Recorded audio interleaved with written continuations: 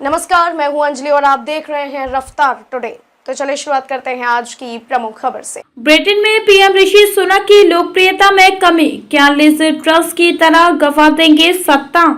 इस साल 24 अक्टूबर को ब्रिटेन के प्रधानमंत्री के तौर पर भारतवंशी ऋषि सुनक को बड़ी जिम्मेदारी मिली थी। लिज ट्रस के इस्तीफे के बाद सुनक ने पद संभाला और एक्शन में आए। ब्रिटेन में इन दिनों हालत काफी मुश्किल है। कई लोग मान रहे हैं कि सुनक के 6 हफ्तों के काम के आधार पर आंकना गलत होगा, लेकिन वही कुछ लोग यह भी कह रहे हैं कि सुनक के पास समय ज्यादा नहीं है। देश में आम चुनाव होने वाले हैं और ऐसे में उन्हें खुद को साबित करना ही होगा। हालांकि चुनावों में अभी करीब 2 साल का समय है। सुनक कंजर्वेटिव पार्टी का प्रतिनिधित्व कर रहे हैं। चुनावों से पहले अगर उन्होंने अपनी क्षमताएं साबित नहीं की तो फिर उनकी पार्टी को चुनाव में बुरी तरह से हार का सामना करना पड़ सकता है। कुछ विशेषज्ञ तो यहाँ तक कह रहे हैं कि अगर सुनक अभी तक नहीं जागे तो फिर उनकी पार्टी का चुनावों में वही हश्न होगा जो भारत में कांग्रेस का हुआ है। लेकिन क्या वाकई सुनक की परफॉर्मेंस इतनी खराब है कि उन्हें मुश्किलों का सामना करना पड़ेगा?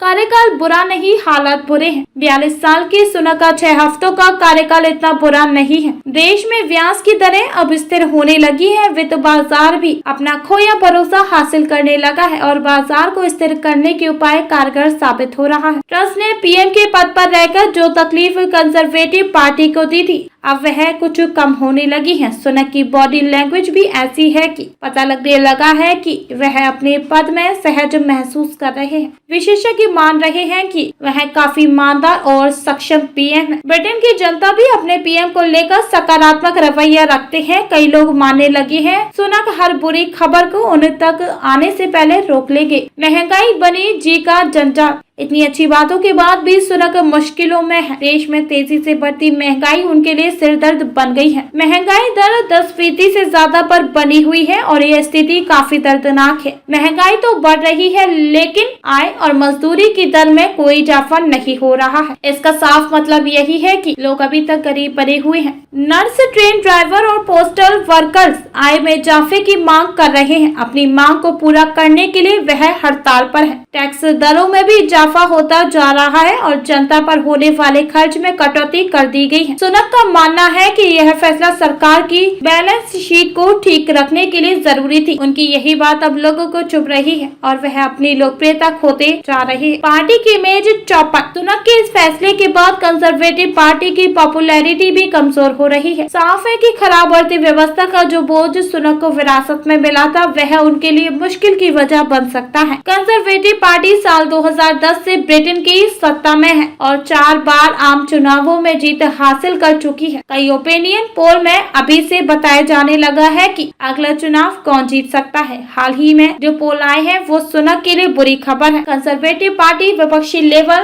पार्टी की तुलना में 14 पॉइंट पीछे हो गई। यह अंतर दोगुना है और पूर्व पीएम बोरिस जॉनसन ट्रस ने पार्टी की छवि सबसे ज्यादा खराब की। क्या सुनक बने रहेंगे टीम लीडर?